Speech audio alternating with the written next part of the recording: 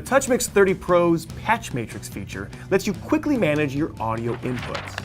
On the back of the mixer, you'll find the physical audio inputs, which are represented on screen by a set of graphical controls and processing for each audio channel. Let's call these inputs and channels respectively. As you would expect, the audio for input 1 is controlled and processed by channel 1, and the audio for input 2 is controlled and processed by channel 2, etc. But there may be an occasion where you may find it useful to put an input to an alternative channel. Let's say, for instance, you're running a music festival, and a new band is plugging into the stage snake every hour. You may want to rearrange the order that these inputs appear on your screen. You can do that using the patch matrix. But before you do this, there are a few things to understand. The patch matrix only affects the digital audio signal. Each physical input is still hardwired to its corresponding input trim knob. So even if you rerouted input 5 to channel 8, for instance, that doesn't change the fact that its input gain trim still has to be set using the trim 5 control. Also, unless you keep track of the changes you've made, altering the default patching can make signal tracing confusing later on.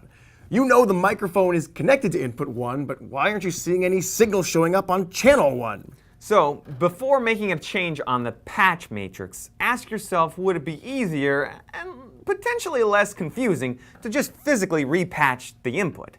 If the answer is no, though, here's how to proceed. To access the patch matrix, simply go to the menu screen and select Patch Matrix. The first time the patch matrix is accessed after the mixer is powered on, it may take a few moments to load. Once it's ready, you'll see the analog inputs across the top of the screen and the destination channels down the right side. A connection path is indicated with the lines joined by a blue circle. To change a connection, touch the button of the analog input you want to repatch. At that point, the button will turn blue. Then touch the button of the destination channel where you want to route that input.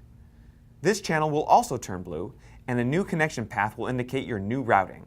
If you make a mistake, simply touch that channel again to restore its previous routing, and when you're done, touch the analog input button again to complete the repatch. Patching a channel will automatically add a textual tag to that channel's name to remind you that this channel is now receiving audio from a different input. You can rename this channel to delete that tag, but you might forget about that patch later on, so be careful.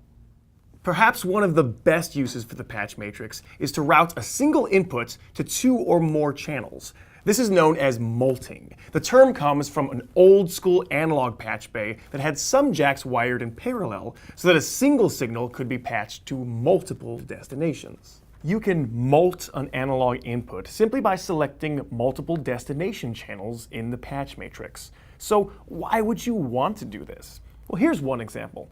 Let's say you've got an acoustic guitar on stage and you've dialed it in for the main speaker system, but no matter what you do, you can't get it to sound right in the monitors without compromising the sound that the audience hears.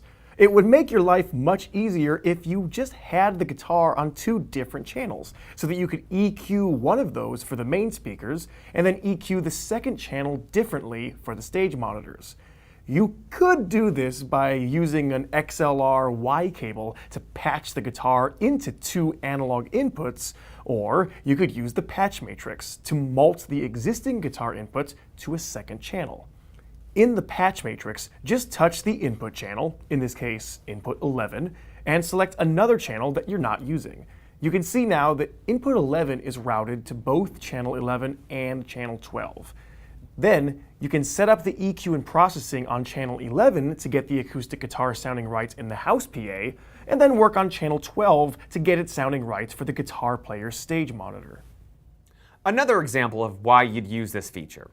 Perhaps you've got a single microphone that's being shared by 2 different people, and you need to EQ each of their voices differently. You could mult the microphone to 2 channels as before, and then use the mute buttons on the mixer screen to toggle which one is active.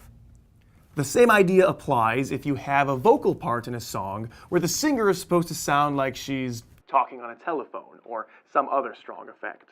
With the microphone multed into 2 channels, you can apply the effects to the second channel, and then use the channel mutes to switch between the sound of the effect and a normal sound. It's worth noting that you can store a patch matrix setup using the Store and Recall function on the patch matrix page. And, most importantly, you can quickly reset the patch matrix to factory defaults here as well. We're going to do that right now. And that's it, the patch matrix. Just one more way that the QSC TouchMix 30 Pro goes beyond mixing to help you get great results fast.